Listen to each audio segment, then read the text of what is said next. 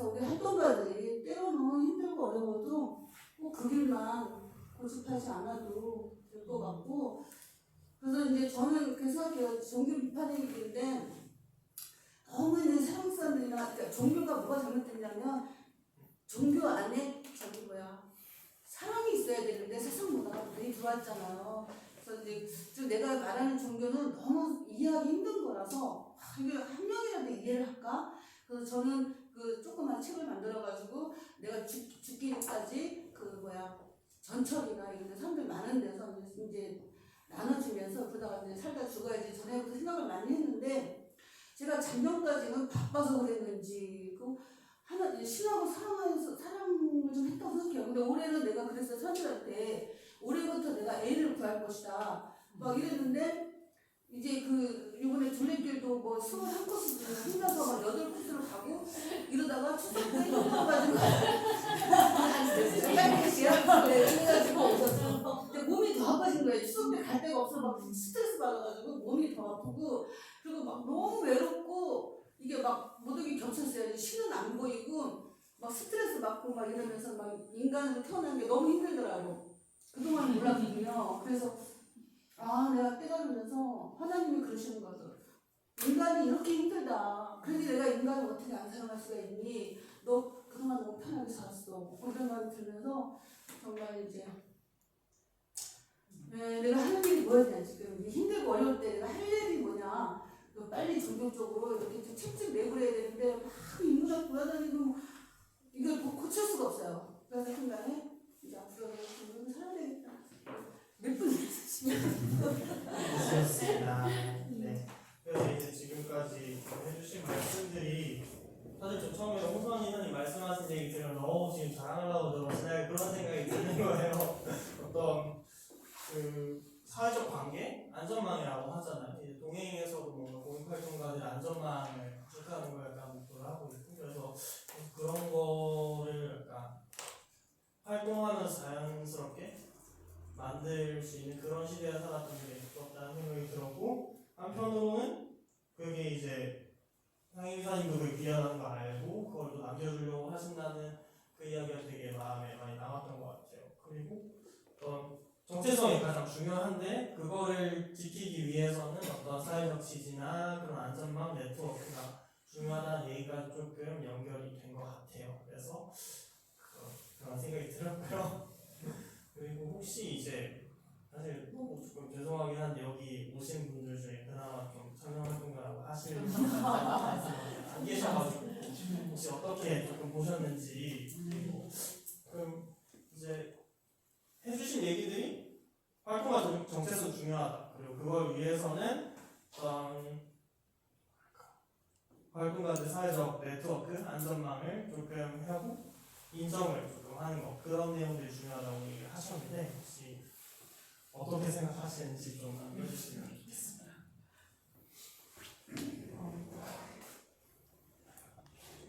저는 잘 모르겠는데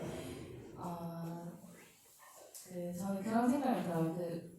개인 사회적 환경적 요인의 점수가 상승했잖아요. 그러면서 그 생각을 하긴 했는데, 사실 활동가로 지속적으로 살아가는 데 있어서 충분한 환경적 자원이 있다고 생각이 되지는 않는데, 저도 제 환경적 자원을 불만족하냐고 하면 그건 아니거든요. 왜냐하면 남들과 비교하는 환경적 요인 때문에. 그런데 제 세대의 중소기업에 취업한 친구들 보면 저랑 별반 다르지 않은 그걸 봤거든요. 그리고 이미 너무 많은 청년들이 은근 고립해 있고, 취업을 못하고 그냥 쉬었다고 인정한 청년이 늘어나고 있고, 이것에 비교하면 나는 되게 누리고 살고 있는 게 많구나 라는 생각이 들어요, 활동가로서. 그래서 내가 환경적 요인에 응답을 한다고 하면 결국 불만족하는 점수를 낼 수 없는 상황에 있는 것 같아요. 특히 활동가들이 좀 민감한 편이니까.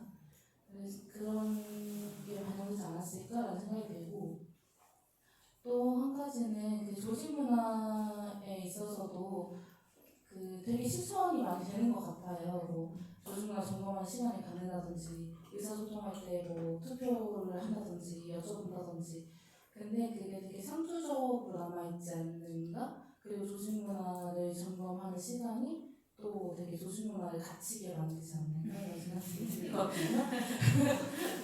저는 그랬어요. 조직문화 점검하는 게 되게 날 너무 지치게 만들고 힘들게 만들고 고립하게 만들고 그래서 응답을 한다고 점수를 응답한다고 하면 우리 조직 민주적이고 조직문화 점검하고 있는 시간을 갖고 있다고 높게 응답할 것 같은데 과연 그런가라고 물어본다면 그렇지는 않을 것 같아요. 정량적으로 늘어나고 네. 정성적으로 늘어나는 그래서 말씀하신 것처럼 어떤 관계적 지원이라든지 활동가들이 받는 사회적 지원이라든지 되게 중요한 것 같은데 그 되게 사회 이제가 촘촘해졌고 다분화돼가지고 또 요구받는 것도 되게 작고 마이너한 영역들이 많잖아요. 뭐 하나 비판하면 이건 아닌데요? 라고 하는 것들도 많고 그게 물론 문제는 아니고 되게 좋은 현상이지만 그래서 우리 안에서도 되게 싸잡아서 뭐 비판하는 문화보다는 좀 더 건강한 문화를 만들어나가면 좋겠다는 생각이 들고 저는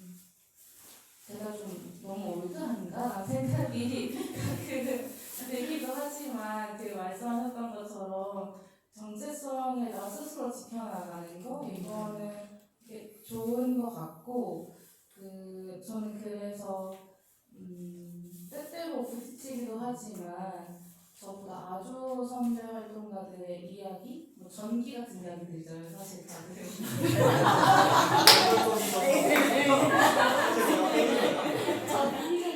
뭐 직장에서는 부딪히더라도 저는 그런 이야기를 찾아 읽고 내 정체성을 세워나가는 걸 좋아하거든요. 그 개인을 존경하는 것과 직장에서의 상사로서 어떤 그 조직 문화를 좀 같이 세워나가는 거를 구분하고 맞춰나가는 거 좋지 않을까 이런 생각하면서 들었어요. 저하고 되게 제가 또 되게 의지하는 제 선배 청년에서 작년 사이에 있는 활동가분이 계신데 그분이 항상 하시는 말이 있어요. 여기 이제 모인 청년 활동가들은 다 돌연변이다. 이런 활동가 요즘 없다. 그래서 그런 얘기 많이 듣는데 이제 오신 분들도 다 돌연변이 온 것 같아요. 청년 활동가들이 다 이렇다고 생각하면 안 되시고요.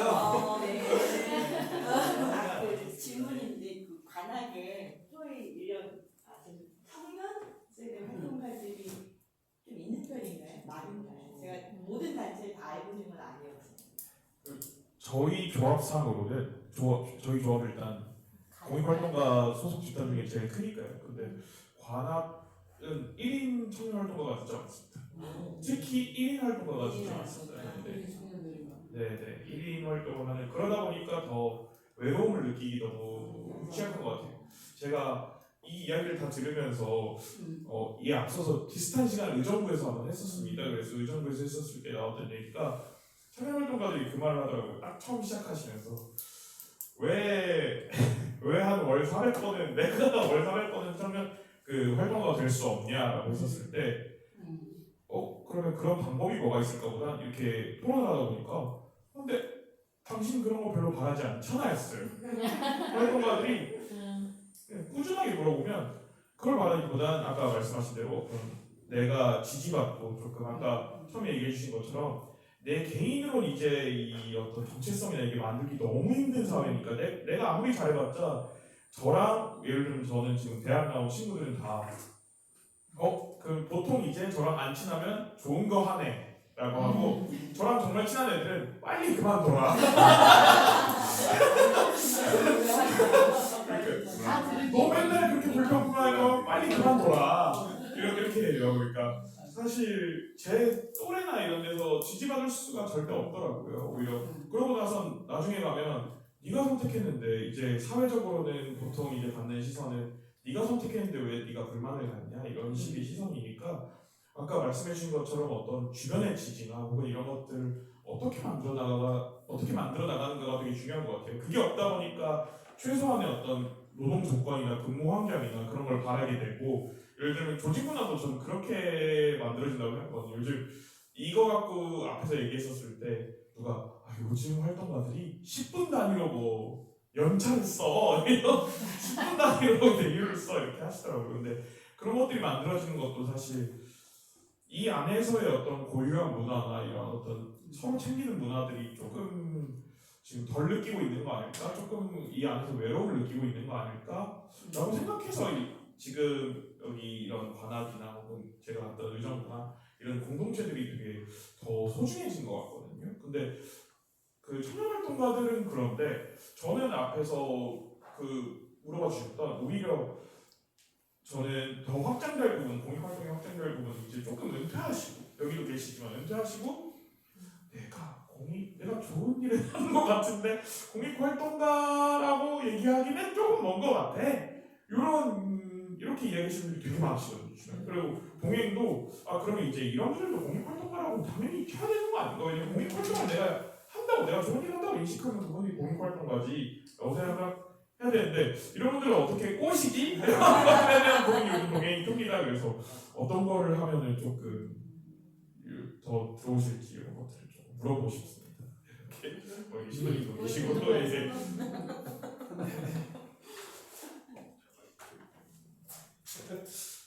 어떤 거예요?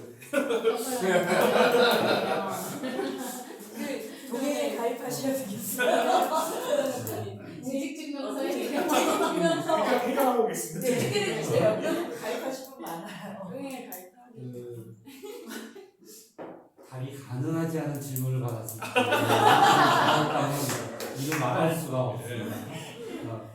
그런 어떤 일을 해서가 아니라 사실은 이제 저같이 이제 60을 넘겨서 퇴직을 하고 이런 나이가 됐을 때 새롭게 바뀐다라고 하는 것은 거의 쉽지 않다. 어쩌면 불가능에 가깝다라고 생각을 하고 대신에 그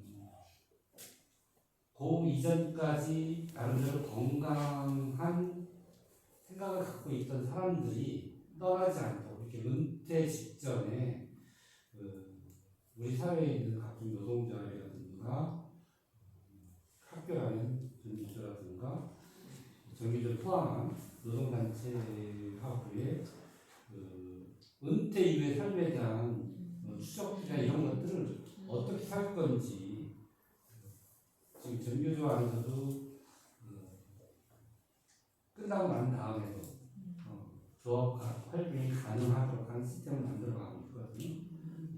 그런 형태의 전망들을 조직적으로 한번 사회에 질문을 던져주고 그리고 대부분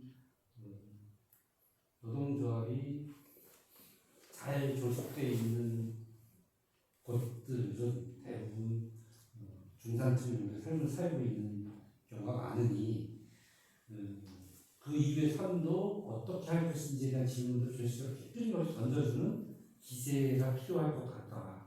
그렇지 않으면 앞서 말씀드렸던 것은 저는 재수 좋게 학교 울타리를 벗어서 동네에 나가서 사람들을 사귀고 만났던 경험 때문에 가능했던 것 같아요. 지금의 모습이 만약에 그때 학교 울타리를 벗어나지 않았었다면 그리고 전교조 안에서만 생활을 했었다라고 하면 지금 제 모습은 없지 않았을까라는 생각을 해요. 또 다른 꿈을 꾸겠죠. 지금과의 꿈이 아닌. 어찌됐건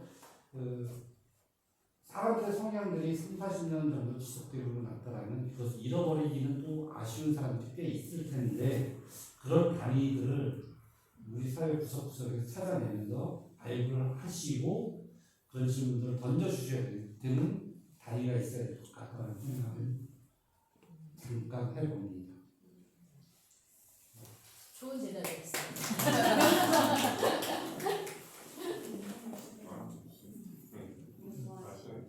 사실 이제 준비했던 시간이 거의 끝나가긴 해가지고 오늘 사실 죄송합니다. 제가 준비를 많이 안 했는데요.